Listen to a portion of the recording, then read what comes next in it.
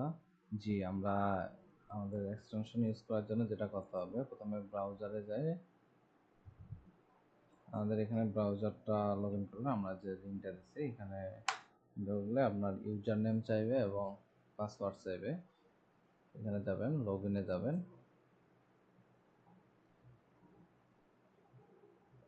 Log ইনে যাওয়ার পরে এখানে আপনি ইউজার নেমটা দেবেন। আমার এখানে ইউজার নেমটা সেভ করা আছে, কিন্তু ইউজার নেম এবং পাসওয়ার্ডটা দিয়ে দেবেন, দিয়ে লগ ইন করবেন।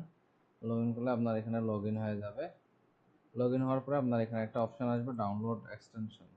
আপনি ডাউনলোড এক্সটেনশনে যাবেন, যে এখানে দুটো এক্সটেনশন আছে, এই দুটো এক্সটেনশন আগে ডাউনলোড করবেন। এক্সটেনশন 1 ডাউনলোড করে নেবেন।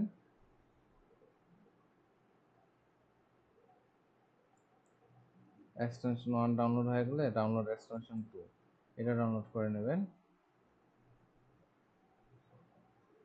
এই দুটো ডাউনলোড করার পরে আপনি ব্রাউজারে যাবেন, ফাইলে যাবেন। ফাইলে যেয়ে ওই এক্সটেনশন দুটো আগে আনজিপ করে নেবেন। এখানে এক্সটেনশন যে দুটো থাকবে, আমার এখানে এক্সটেনশন আগে ডাউনলোড করা এবং আনজিপও করা আছে। এই যে এখান থেকে আপনি এগুলো কি করবেন, আনজিপ করে নেবেন। আচ্ছা, আমার কাছে আনজিপ করা আছে আগেরই, আমি এখানে আর আনজিপ করলাম না। এখান থেকে এই যে ডান পাশে ক্লিক করে ডান পাশে ক্লিক করে এক্সট্রাক্ট ফাইল দিলে এটা আনজিপ হয়ে যাবে।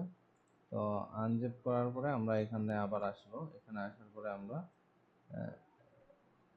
থ্রি ডট বাটনে যাব। থ্রি ডট বাটনে যাওয়ার পরে এক্সটেনশন যাব, ম্যানেজ এক্সটেনশনে যাব। তাই এখানে ডেভেলপার মোডটা যদি কারো অফ থাকে, এটা আপনি অন করে দেবেন। এটা অন করে দেবেন, দেওয়ার পরে আপনি লড আনপিক আনপিকে যাওয়ার পরে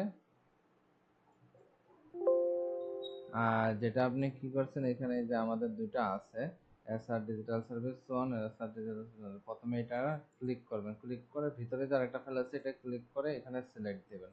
দিলে আপনার এক্সটেনশন একটা হবে। দ্বিতীয়টা আপনার দুইটা এক্সটেনশনে এইভাবে অ্যাড করে নেবেন। এক্সটেনশনটা অ্যাড করে নেওয়ার পরে আপনি এখানে যাবেন। যার পরে আপনি ড্যাশবোর্ডে গেলে এরপরে আপনি এখানে আপনার এখানে যে অ্যাক্সেসগুলো দেওয়া থাকবে আপনি এগুলো ইউজ করতে পারবেন। যেমন আমি ক্যানভা ইউজ করবো, এটাতে যান, গেলে আপনি অ্যাক্সেস টুল যান। এখানে অনেক সময় অ্যাক্সেস টুল দুটা তিনটা করে আছে। আপনারা যদি একটাতে অ্যাক্সেস না পান তাহলে আরেকটাতে ট্রাই করবেন, ইনশাল্লাহ পেয়ে যাবেন। এরপরে যদি না পান তাহলে আমাদের হেল্পলাইন নাম্বারে নক দেবেন। হেল্পলাইন নাম্বারে নক দিলে আপনারা সবসময় আমাদের পেয়ে যাবেন ইনশাল্লাহ সাপোর্ট। আসসালামু আলাইকুম, ধন্যবাদ।